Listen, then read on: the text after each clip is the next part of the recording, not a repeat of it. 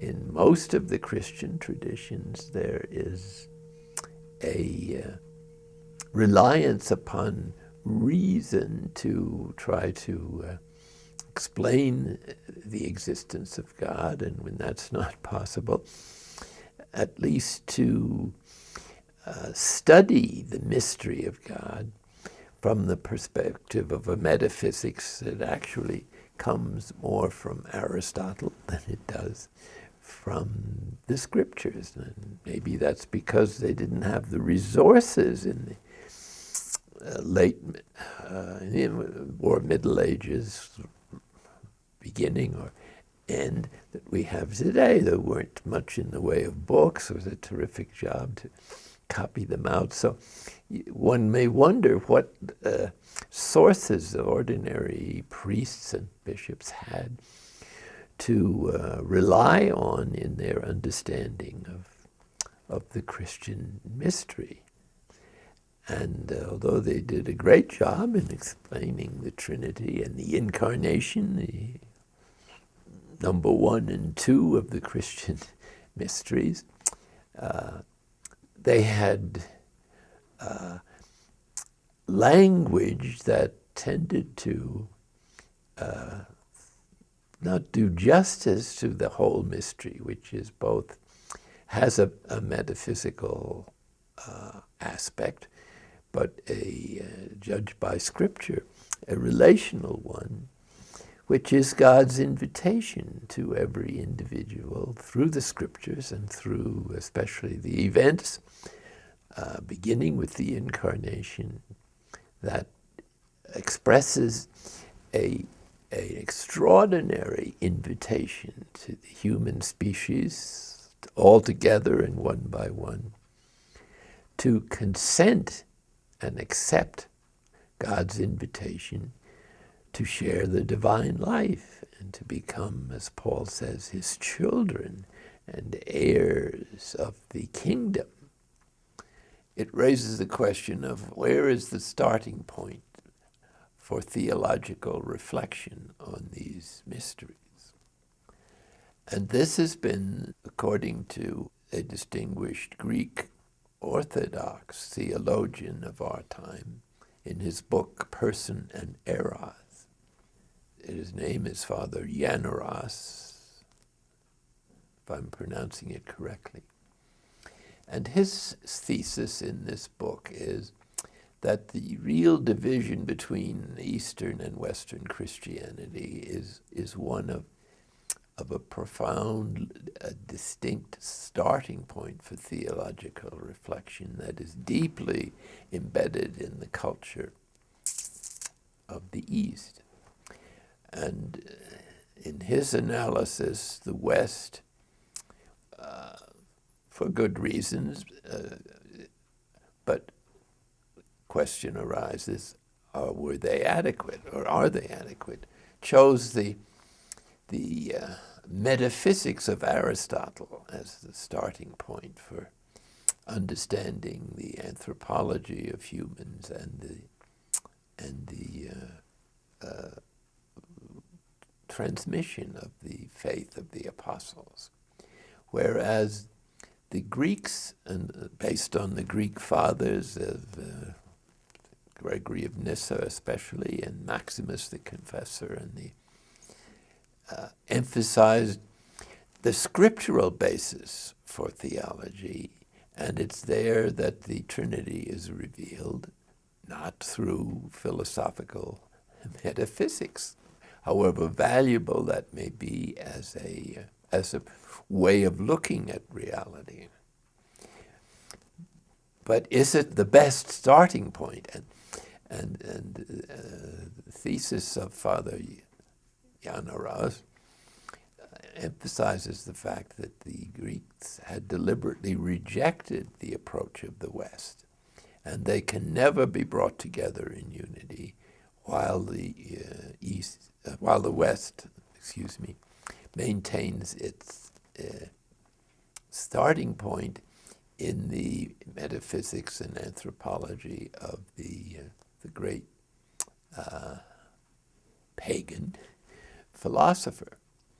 So it's this attitude of trying to explain the Trinity that tends to dominate or express the classical attraction of theologians to, or of the very nature of human reason, to dominate what it thinks about, to try to take it in, to make it understandable.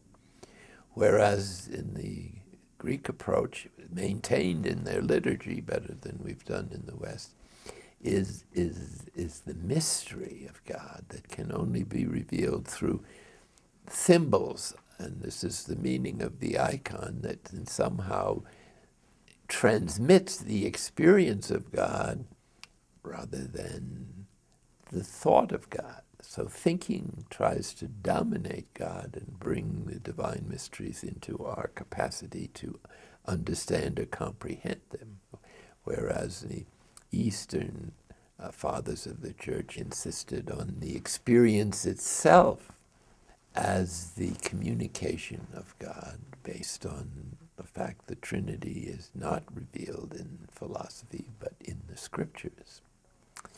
So this is an extremely important point. The real problem is, what is your starting point for theology in the first place? And if it's about dominating the truths of faith by forcing them into a set of philosophical principles, God is looked upon in that frame of reference as in all the religions that are monotheistic. But as Panikar, a great theologian of our time, also has pointed out, this perspective doesn't do sufficient justice to the presence of the mystery in the Christian religion, and the development of the rational faculties seems to have been a process that has led step by step to the exaltation of reason and rationalizing about the mysteries of faith, to the point that the Enlightenment and then the technological culture is really based on this frame of mind that sees reality as something that the human mind can dominate. And this thesis is developed in this remarkable book.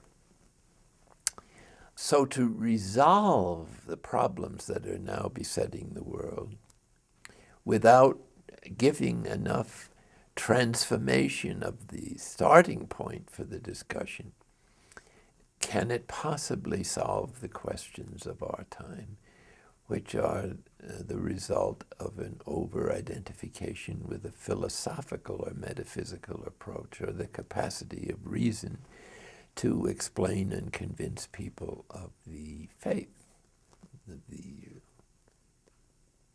integrity of the faith? Monotheism is not about relationship. It tends to emphasize the transcendence of God, so that to operate out of that starting point and build theology on it gets you, as Panikar points out, into several contradictions. One is you have to avoid pantheism, and the other is you have to uphold the freedom and gratuity of God. So neither of these can be purged with a monotheistic view. The Jewish religion, of course, triumphed in its time in overcoming the pluralism of gods. But in doing so, it is a monotheistic religion, and therefore, without the Trinitarian revelation of Scripture, it makes it virtually impossible to enter, or at least on those principles, into the divine union, or in understanding the cross as those levels of intensifying relationship with God.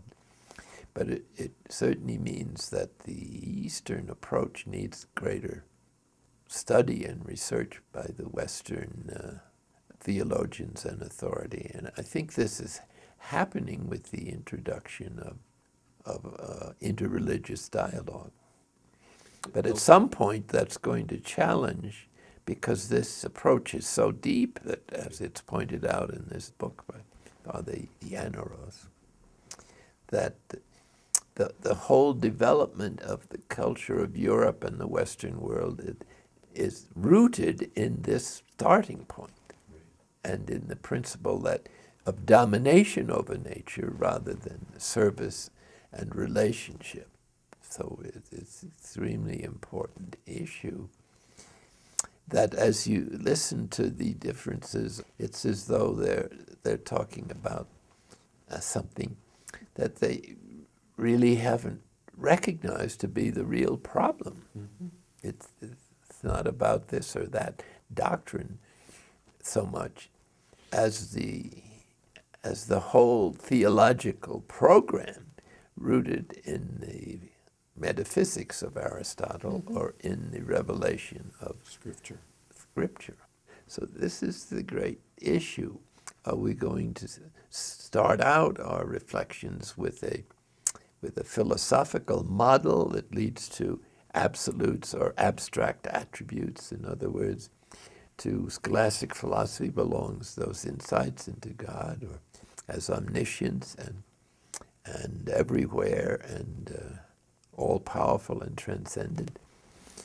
This is all true, but it's not the way that Scripture presents God. Primarily as relationship, as seeking us and seeking to communicate to us on all those levels of relationship that we regarded earlier.